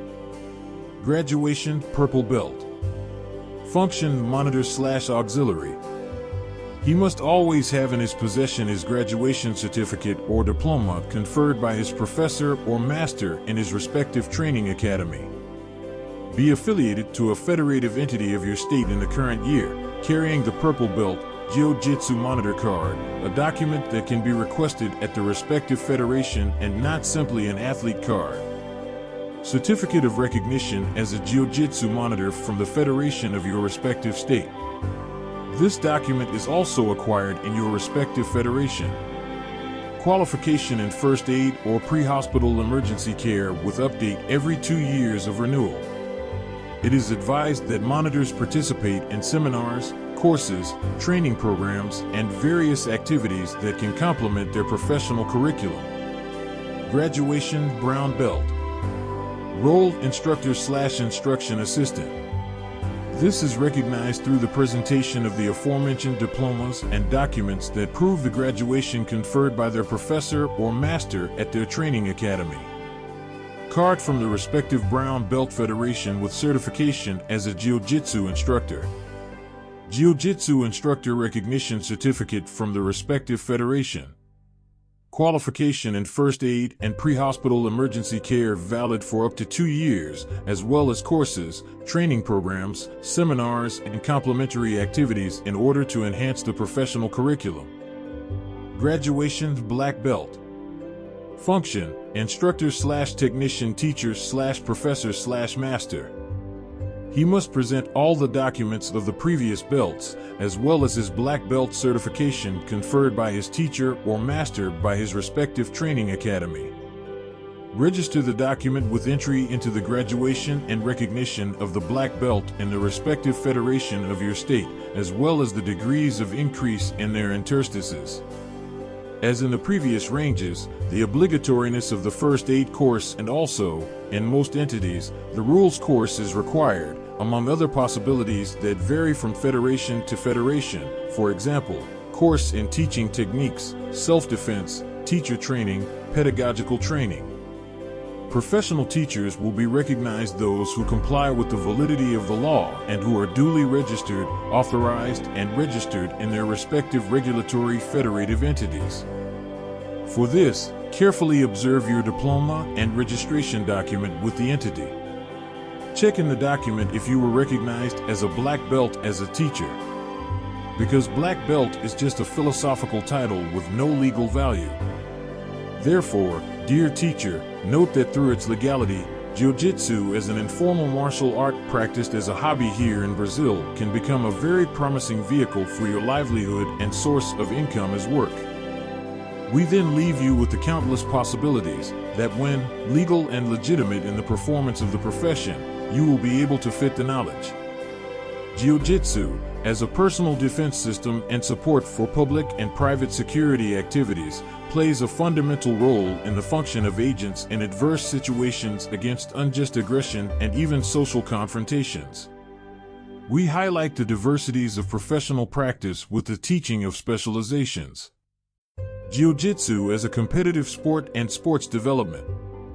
It has highlighted this martial art all over the world and reached an innumerable number of practicing athletes and lovers of the sport. Therapeutic Jiu-Jitsu for a differentiated and special public, and even the practice for the elderly public with cognitive, physical, and mental limitations, has been constantly perfected by art-loving teachers who occupy their time studying and developing methods of inclusion of this public and promote the facilitation of understanding of the complexity of Jiu-Jitsu, as well as the ease of achieving it, promoting deep pleasure and joy to those involved. Promotes self-esteem and allows greater sociability, interpersonal relationships, and spirit of body. Jiu-Jitsu, as an education system, it is a valuable disciplinary complement to young people from public and private schools, from socio-humanitarian projects, and from gym initiatives to open their doors by offering free places to some practitioners who, for some special need to receive this support. It is also a fundamental tool for the formation of good men and women. Successful citizens, inserted in the social context in order to make society, the family, and their teachers proud, not only for the graduation achievements inherent to the sport, but mainly for their achievements off the mat. Academic and university jiu-jitsu, like the vast majority of sports, it has served as support for some courses in the health area, in particular, the higher education course in physical education. It appears that Jiu-Jitsu still does not have its full access inserted in the context of academic training. Thus, we can emphasize that there is still a field to be conquered. For Jiu-Jitsu, it is also of fundamental importance to its pedagogical, historical, and sporting development, the insertion in this field that will greatly facilitate, as a Brazilian sport, the rise to Olympic recognition. For an Olympic Jiu-Jitsu, there are numerous attempts to reach the apex of the sport with its insertion in the Olympic world context, and we know that such a possibility will also lead to a change in the original performance of the sport, as we mentioned in the previous chapters. When being inserted in the sport, norms and rules must be observed in order to promote the Olympic philosophy. The Jiu-Jitsu hobby, in the initial context, Jiu-Jitsu was intended for the personal defense system, neutralization techniques, and submission of opponents. Through the practice that aims at pleasure as a major result, we will reach an audience that is more uncompromised with results and much healthier in emotional aspects. It is also a very promising field, as there is a large public that is attracted to the sport, but does not believe it is capable of practicing it. The commitment, patience, and friendliness of the teacher is the key to success. Competitive Jiu-Jitsu without GI, no GI, or submission, it is a very old original Jiu-Jitsu modality practiced due to the absence of kimonos. Currently, it has secured the evidence of many competing characters on the international scene. Jiu-Jitsu applied to MMA, mixed martial arts, initially the former Veil Tudo, but in the Heroes of the Ring program held in the 60s it was known as Luta Livre Americana, Jiu-Jitsu without a GI or fight-free Jiu-Jitsu. A very promising modality in promoting professional Jiu-Jitsu. Graduation system and promotion systems. In this chapter, we highlight philosophical and statutory promotions. Jiu-Jitsu nowadays, when taking its pedagogical format, in particular, following the exemplary initiatives of Judo, which has always demonstrated this pedagogical concern, not only its specific knowledge of the art, but also in the practice of demonstrating it and visually, through the color of your belt. In the beginning of martial arts of Japanese origin, what distinguished students from teachers were the colors of the belts, differentiated in only two colors, black and white. This was the first visible hierarchical system that distinguished the two classes, teacher and student. Starting in 1935, through Misukono judo teacher Tsutkawashi, in Paris, France, a system of pedagogical evolution was developed to classify each athlete according to their knowledge and ability. The belt color system was introduced, which were no longer based only on the two colors black and white. Even so, the black belt continues to be the main highlight as a teacher, but in the intersection between the white belt and it, other colors were inserted for students with the same growing and hierarchical configuration. The white belt was replaced by the blue belt, later by the yellow, orange, green, purple and brown belts respectively, all of which were awarded to students until they reached the level of black belt, that is, teacher. All this configuration came from Judo, and almost all martial arts until today reflect this form of graduation. Jiu-Jitsu also started to use this configuration, but only many years later, at the end of the 50s, did Jiu-Jitsu adopt the Kawashi system, and, as it was a very new and unknown martial art for the rest of the public, it was necessary to have the dynamism and interest of the students. The belt graduation and color system with gradual hierarchy and knowledge is followed until today. Many changes have occurred in this system since its introduction in the 1950s. Teachers were dynamically training new teachers and subsequently becoming masters, so there was a need for the belt colors to change as well. As a great art reference at the time, the Gracie family, through Professor Elio Gracie, leveraged the peculiarities of Jiu-Jitsu in this system, inserting some differences between the characteristics of Judo and Jiu-Jitsu. Jiu-Jitsu belts would receive a rectangular black fabric in all graduation colors at one end, while those for Judo and other fights would use the full belt of the respective color. The black field, called the tip, ferrule or bar, also became a place for classifying the levels of knowledge and status of that belt color through white ribbons, known as chevrons or degrees, which could reach a maximum of 4, preceding the next graduation color of the band. Within this line of evolution of knowledge and hierarchy through belt colors, upon realizing that many students were already reaching the level of knowledge that would qualify him as a black belt teacher, Elio Gracie highlighted the navy blue belt, which preceded the black belt, as a Jiu-Jitsu instructor. However, the role of instructor would soon be replaced by that of trainee teacher and professor, as the next belt would be black. In the late 1960s, Elio Gracie, along with other characters from the history of Jiu-Jitsu, including Dr. Helshio Leal and Mestre Fadda, improved the system of Jiu-Jitsu and respectively of graduation, inserting rules to the practice of the sport, a new concept for recognition of graduates and new hierarchical degrees after the title of professor, originating the graduation and belt master and grand master. One of the first differentiating bands was white with a thin red band along its entire length and the tips were red. This logo was replaced by the master's red belt, which, at the beginning, reached a maximum of 7th degree and later 8th degree, respectively. But only from the 90s, with the ratification of the sport through the Federation and subsequently the Confederation, as in previous chapters, the 7th and 8th grade belts started to take on their choral format, interspersing the red and black colors in their entirety. The tip bar or tip in black with 7 or 8 white degrees with 2 silver ribbons closing this tip. The Grand Master's sashes are also inserted, these entirely red with the tip also black, highlighted 9 or 10 white chevrons representing the degrees. This one also had a closed tip, but with 2 golden ribbons at each end. At this event in Rio de Janeiro, in the 90s, the Jiu-Jitsu community recognized them as great masters Helio Gracie, Carlos Gracie and also Oswaldo Fadda, among others.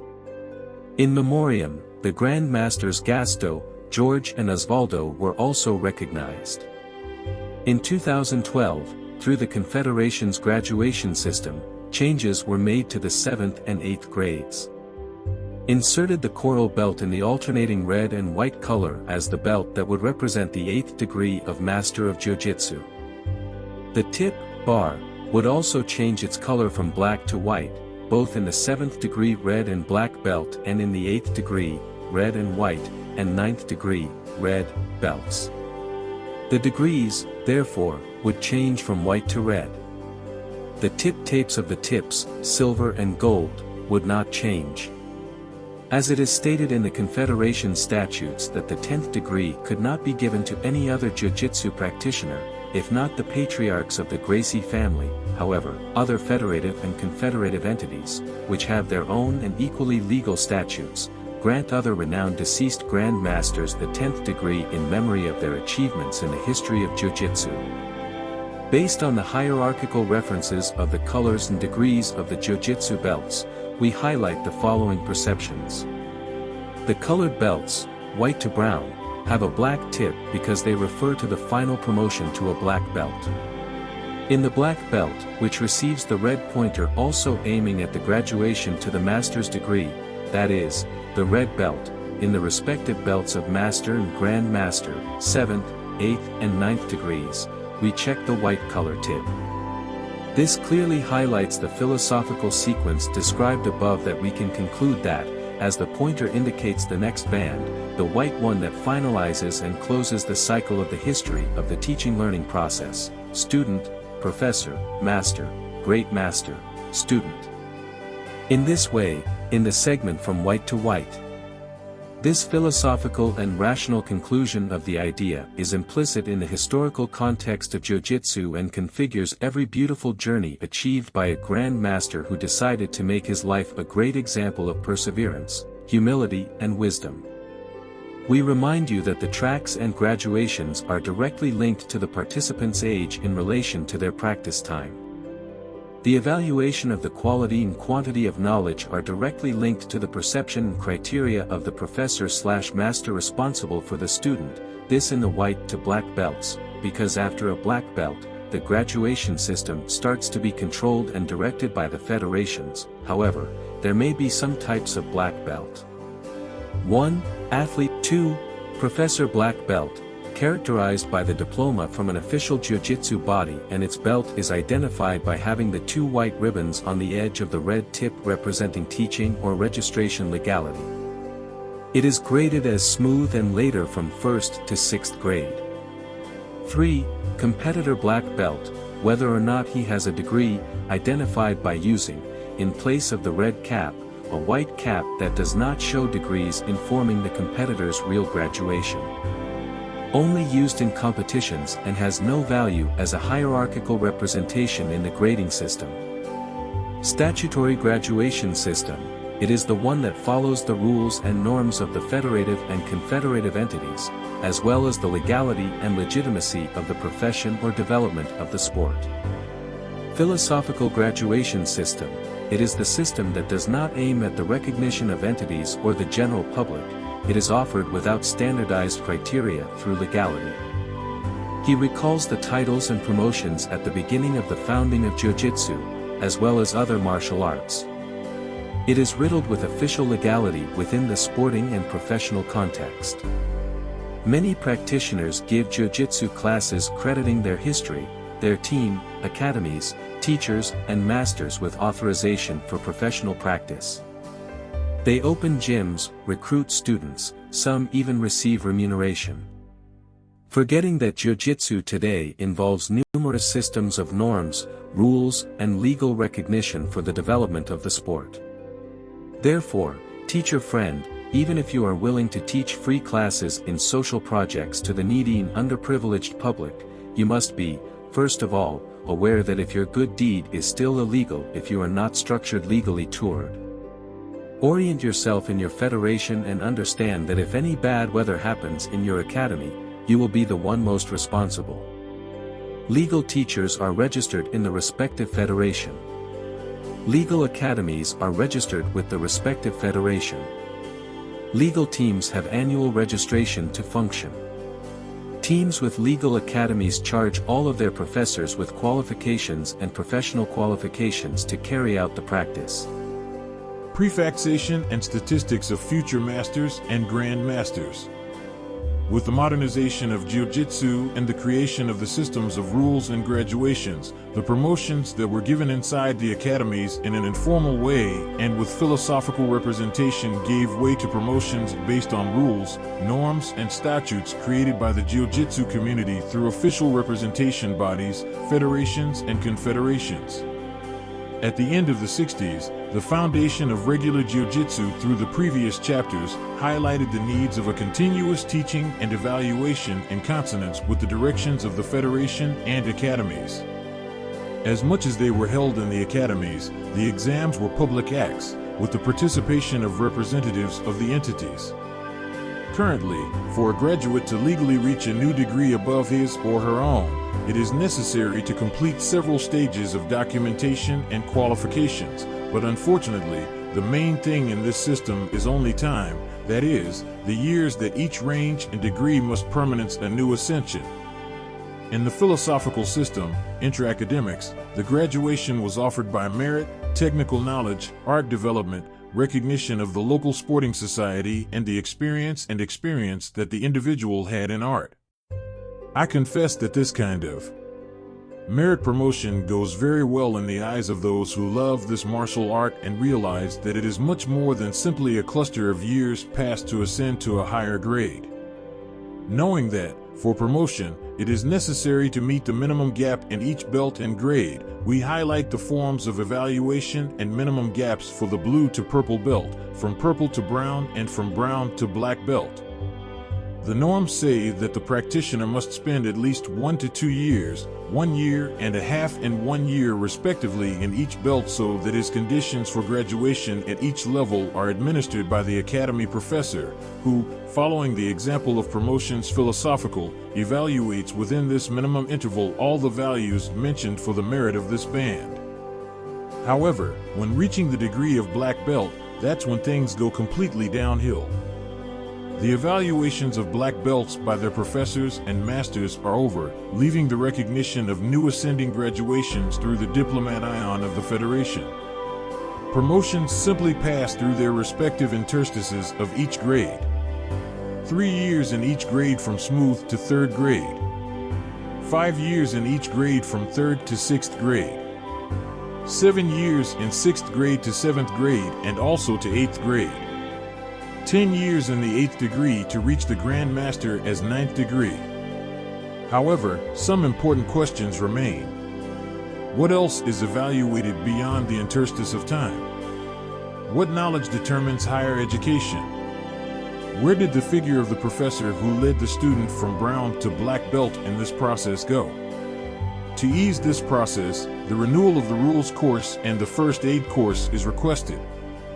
But even so, it is enough for the candidate for the increase to present the aforementioned documents, to be up to date with the annuities, and to have a minimum interstice that he is promoted.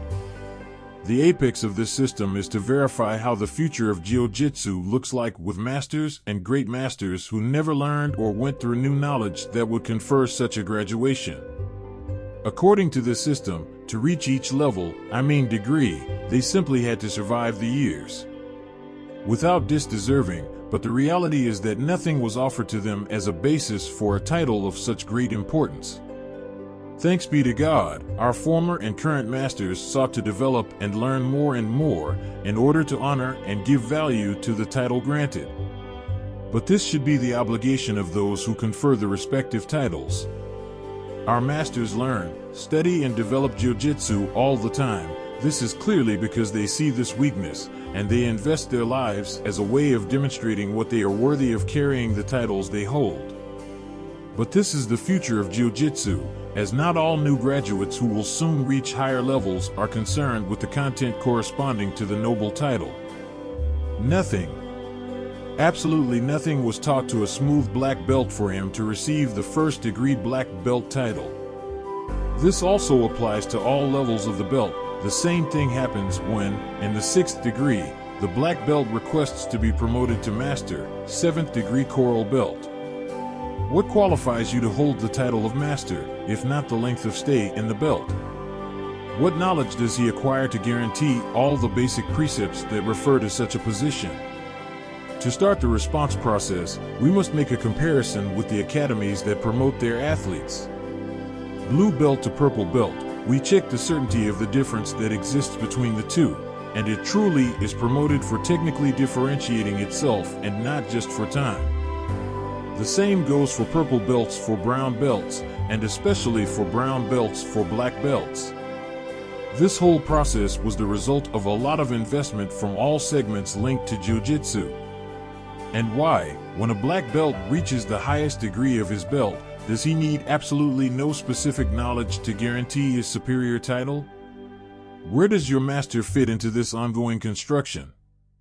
This is an inconceivable failure at this point in the history of jiu-jitsu, especially in the eyes of those who have always valued the history and perpetuation of knowledge disseminated in the academies. In the memories of jiu-jitsu pioneers, the merit of so many sacrifices is forgotten. We point out that time is not enough to confer titles of high magnitude. Let's see the example that judo offers us in this aspect of promotion. For a brown belt to become a black belt in judo, the practitioner has to enroll and take a specific one-year course, participate in the entity's activities, and pass it at the end. In this way, you will be able to reach the next grade, Dan, regardless of the time you have practiced the art or the belt you use. What is worth is the same to undergo the specific academic study of the sport to acquire your respective new grade, just as it is done in school benches, and this way guarantees that raising a master's or grand master's degree is because they prove not only by the time spent in sports practice, but by having demonstrated specific knowledge pertinent to each phase of growth and graduation. In this case, time would only be the vehicle for knowledge to be developed. Note, upon achieving a black belt, the Rio de Janeiro Federation FJJ Rio, concerned with the professional development of the sport and being the oldest entity responsible for professional regulation, graduates its black belts as a teacher and not simply as a graduate. Such a title is of paramount importance for the graduate who, in addition to being recognized by the oldest jiu-jitsu entity in history, also has the value of professional legality through the title of professor. No other entity did or does such ratification, preferring to simply recognize the color grading of the belt. Emergence and problem of sports regulatory authorities. Around the 1950s, and the numerous demonstrations of the potential of jiu-jitsu through the challenges of veil tudo against other types of fights, the first process of associations of the existing academies began. At the time, the fights coming from Japan were restricted to the Gracie Jiu-Jitsu Academy, some segments of judo, and the initiatives of the Fadda Academy in establishing itself. All these academies and athletes, in order to maintain a minimum of legality and legitimacy, registered with the only entity that involved a sport of fights. All joined the Metropolitan Boxing Federation and, in this way, temporarily inserted and took over, due to their immaturity and lack of administrative structure, the Jiu-Jitsu novice. In the 1960s, through the Jiu-Jitsu associations of Guanabara, through the aforementioned segments, the first steps of a future entity that could represent the aspirations of all practitioners of the gentle art were solidified. With some rules and regulations already in place, the 1970s were marked by the first major competitive sporting jiu-jitsu events and finally the consolidation of the Guanabarina Jiu-Jitsu Federation, which immediately became the Jiu-Jitsu Federation. Jitsu of the state of Guanabara, of the Suburban Association of Jiu-Jitsu, and that all in the end culminated in the founding of the Federation of Jiu-Jitsu of the state of Rio de Janeiro, FJJ Rio. This one took its most dynamic and regulatory form in the early 1990s. The Jiu-Jitsu Federation of the state of Rio de Janeiro, FJJ Rio, through its representatives, as well as the support of big names in Jiu-Jitsu in Rio de Janeiro and their respective entities, reformulated its graduation system and norms so that it became effective from 1993 with the concomitant foundation of the first Brazilian Jiu-Jitsu Confederation. This would serve as a way of unifying all segments in the same jiu-jitsu through the federations in all the states of Brazil, thus officially standardizing the rules, statutes, and grading system. The Brazilian Jiu-Jitsu Confederation, CBJJ, would then become the largest publicizing and regulating body for Brazilian Jiu-Jitsu.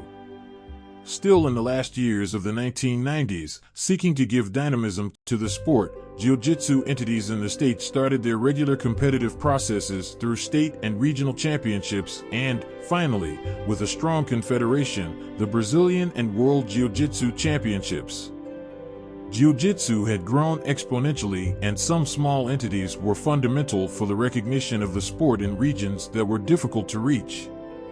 Some small entities were created, and the former and renowned Liga Niteróiense de Jiu-Jitsu, LINJI, currently FERJI, continued to serve a peripheral public in the center of Jiu-Jitsu in the city of Rio de Janeiro, but also with a great capacity for athletes and offer the same opportunities to regions that did not have the reach of larger entities. Following these steps, from 2000, other Jiu-Jitsu federations also appeared in Rio de Janeiro. We remind you that when we highlight this part of the history of Jiu-Jitsu, we emphasize the state of Rio de Janeiro, as Rio de Janeiro is our only point of reference at the moment. Therefore, we apologize to the other federations and characters from other regions for not yet having the opportunity to highlight them on their due merit. New federations have taken a similar format to older ones in order to promote opportunities to athletes and audiences from unreached regions, as well as smaller gyms. These new federations, therefore, competed for the public of competing athletes by offering similar competitions and awards, thus making jiu-jitsu proliferate and spread throughout the national territory. At first, the problem of creating several federations did not arise, and many who did not have the opportunity to compete in large and recognized competitions by these entities felt valued. There were several championships in which the titles were of noble status: Brazilian, Pan-American, South American, World.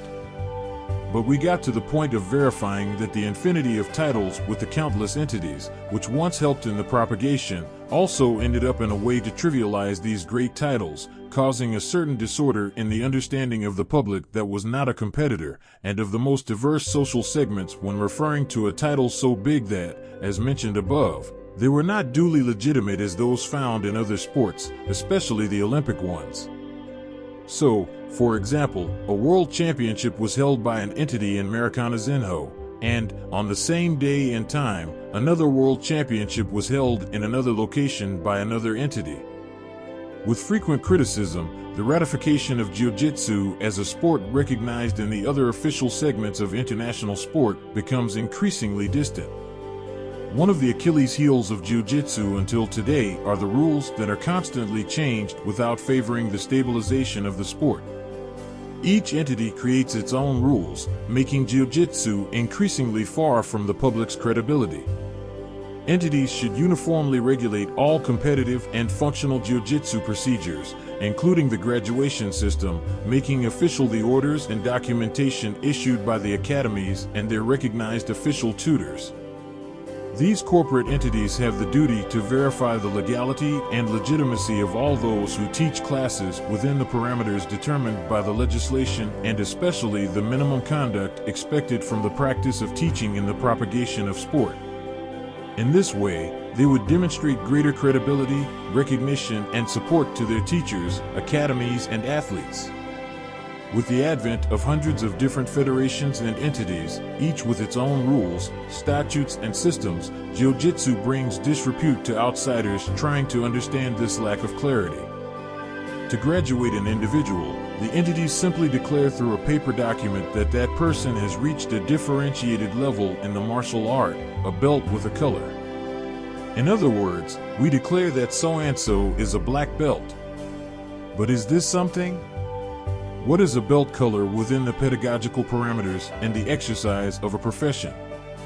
If we analyze it technically in the professional environment with a focus on the field of work, a black belt is not recognized as a profession or professional qualification.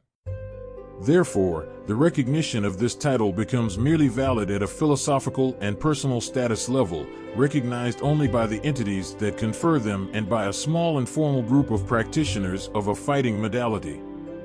There are few entities that, based on the legislation, promulgate and increase the professional titles of teachers to their public.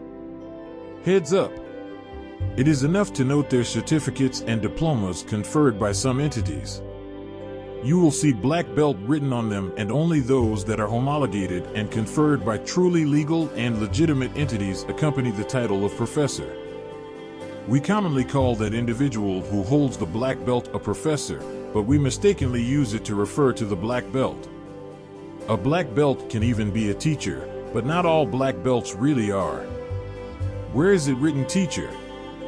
We know that to hold the title in a legal and legitimate way, a differentiated training is necessary that goes beyond the limits of gym walls and a simple piece of black fabric.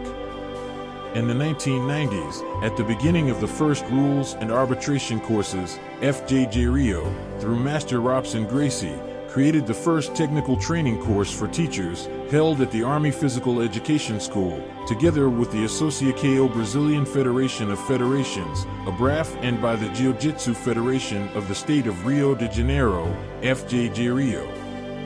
From 1998 to 2001, this course provided all the necessary professional resources to sports teachers.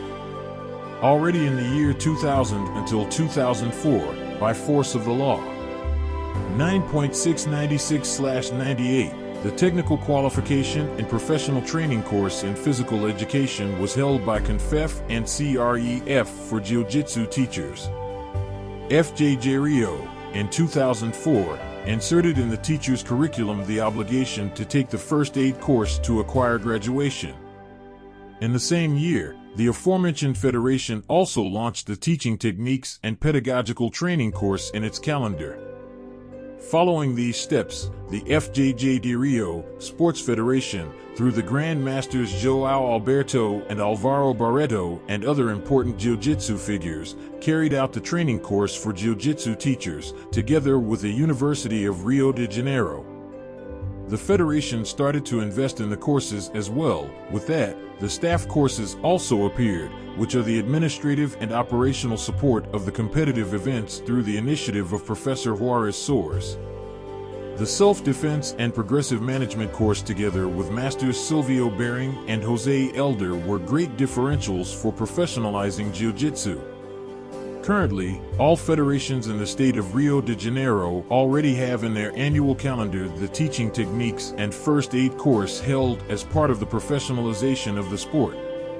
Expanding its horizons even further today, the various specialized training courses in Jiu-Jitsu, therapeutic, school, children's, military, sports, MMA, team management, build the profile of a complete professional.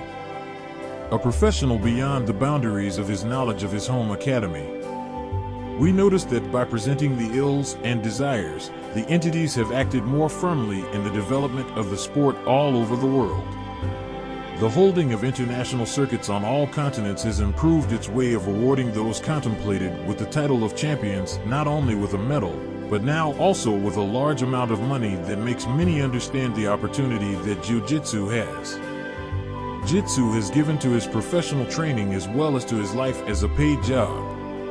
In addition to all the investment in sport, many entities stand out as a reference in the professional training of the teaching public, promoting courses and qualification training in the academic, administrative, pedagogical areas, including in international languages, demonstrating the high level of quality that this professional will lead in his life story in Jiu-Jitsu. Certain that the entities are of paramount importance, this book calls attention for them to perceive their importance also in the credibility that Jiu-Jitsu needs through them for its worldwide recognition, in particular, the Olympic recognition. If each entity walks by itself and doesn't think about unified Jiu-Jitsu, will be doomed to still be in its infancy, seeing Judo, which is the son of Jiu-Jitsu, running in leaps and bounds ahead of its father.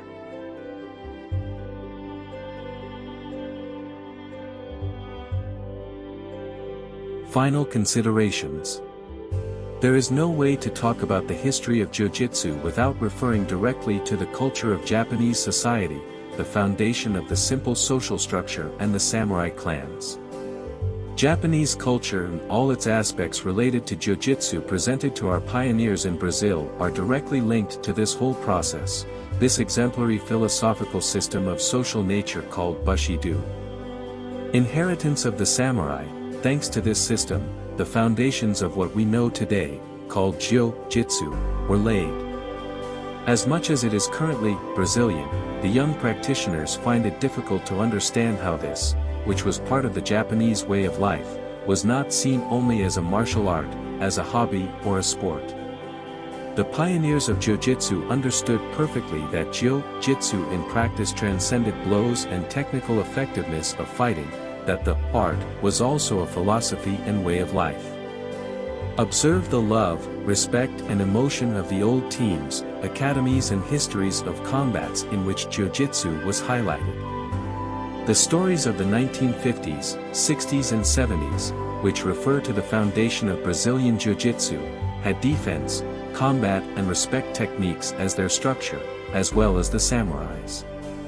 Even today we can highlight that the samurai spirit is still alive in many of the gentle art practitioners around the world. Courage, honesty, respect, honor, among other attributes, are fully developed in training environments and academies on all continents, regardless of local culture and life philosophies.